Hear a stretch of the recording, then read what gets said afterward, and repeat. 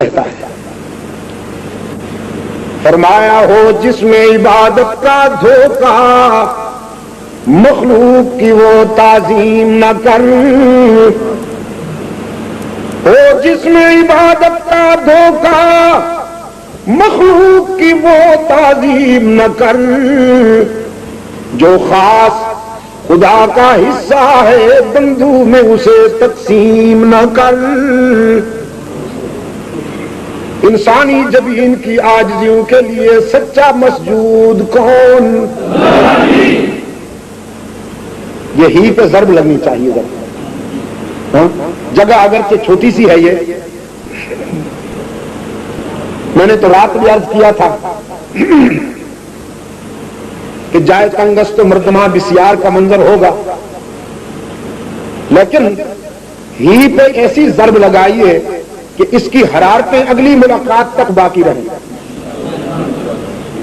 انسانی جبین کی عاجزیوں کے لیے سچا مسجود، یاد رکھیے گا، یاد رکھیے گا، ہی میں ملاوٹ نہ ہونے پائے، انشاءاللہ جنت یقینی، خطاؤں کے باوجود جنت یقینی،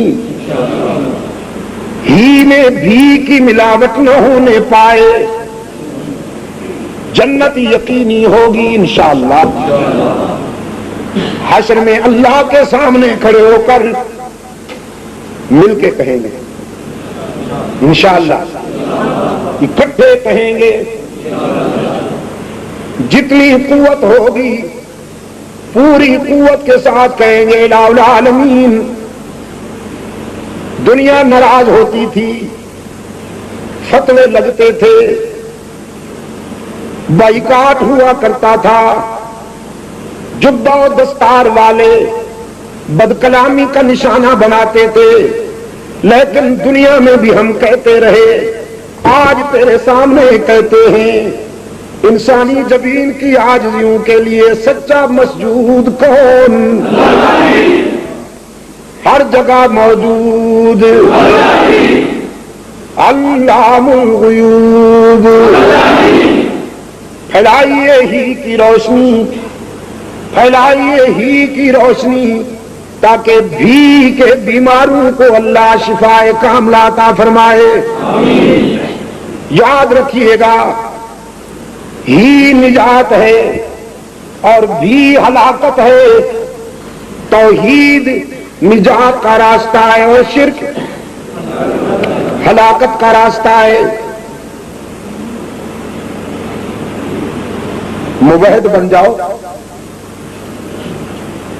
ضمانت دیتا ہوں اللہ کسی کا محتاج نہیں بنائے گا،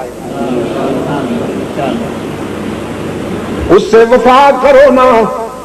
قرآن پاک نے فرمایا لو انہم اقاموا التوراۃ والانجیل وما انزل الیہم من ربہم لأکلوا من فوقہم ومن تحت ارجلہم۔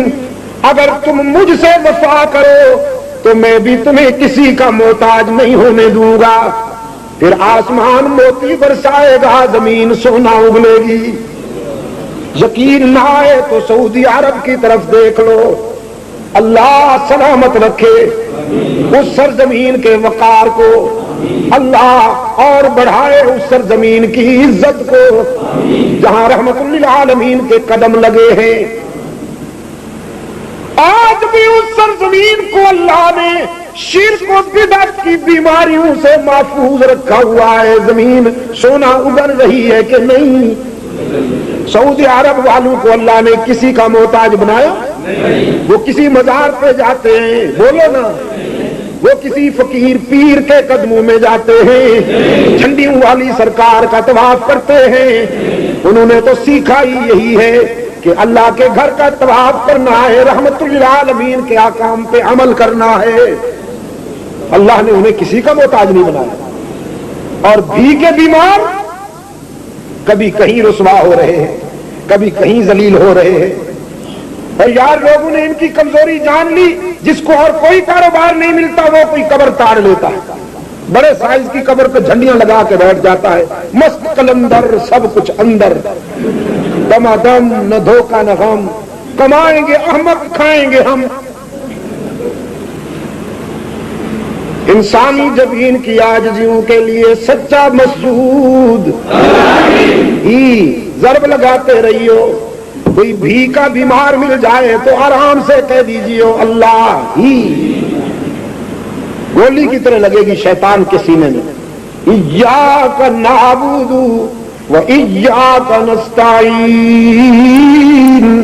انوکھی بات تمہیں کہلوا نہیں رہا ہوں، قرآن کریم نماز کی ہر رکعت میں وعدہ لیتا ہے ہم تیری ہی عبادت کرتے ہیں اور کرتے رہیں گے، ہم تجھ سے ہی مدد مانگتے ہیں اور تجھ سے ہی یا تجھ سے بھی۔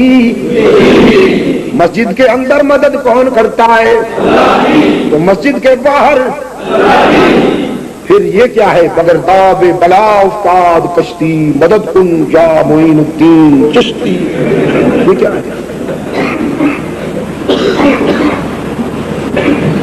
ہاں جی، المدد یا عبد القادر المدد، یہ کیا ہے؟ انبیاء علیہ الصلوۃ والسلام نے مصائب و آزمائش میں کسے پکارا؟ آدم علیہ الصلوۃ والسلام کے لبوں پر کس کا نام آیا؟ ابراہیم علیہ الصلوۃ والسلام نے کسے پکارا؟ یونس کی زبان پہ کس کا نام آیا؟ قرآن پاک نے فرمایا وَظَنُّونَ إِذْ ذَهَبَ مُغَاضِبًا فَظَنَّ أَن لَّن نَّقْدِرَ عَلَيْهِ فَنَادَىٰ فِي الظُّلُمَاتِ أَن لَّا إِلَٰهَ إِلَّا أَنتَ سُبْحَانَكَ إِنِّي كُنتُ مِنَ الظَّالِمِينَ۔ رات کے اندھیروں میں، دریا کی گہرائیوں میں، شکم ماہی نے یونس کی زبان پہ کس کا نام آیا؟ قادر کو پکارا یا عبد القادر کو؟ کراچی میں ایک مولوی ہوا کرتا تھا بیچارہ، ہاں جہانی ہو گئے،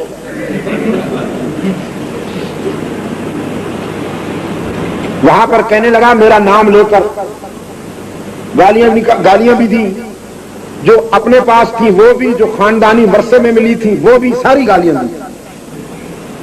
کہنے لگا وہ وہابی آیا تھا اور کہنے لگا کہ حضرت یونس نے قادر کو پکارا تھا یا عبد القادر کو پکارا تھا۔ کہنے لگا لوگوں میں تم سے پوچھتا ہوں اس زمانہ میں عبد القادر تھے کہاں تھے بھائی؟ لوگوں نے کہا نہیں۔ کہا تو پھر وہ پکارتے کیسے؟ یعنی مطلب یہ ہے کہ چونکہ اس زمانے میں عبد القادر تھے نہیں تو پھر حضرت یونس نے اللہ کو پکار کے گزارا کیا، اب چونکہ عبد القادر ہیں تو اللہ کی کیا ضرورت ہے؟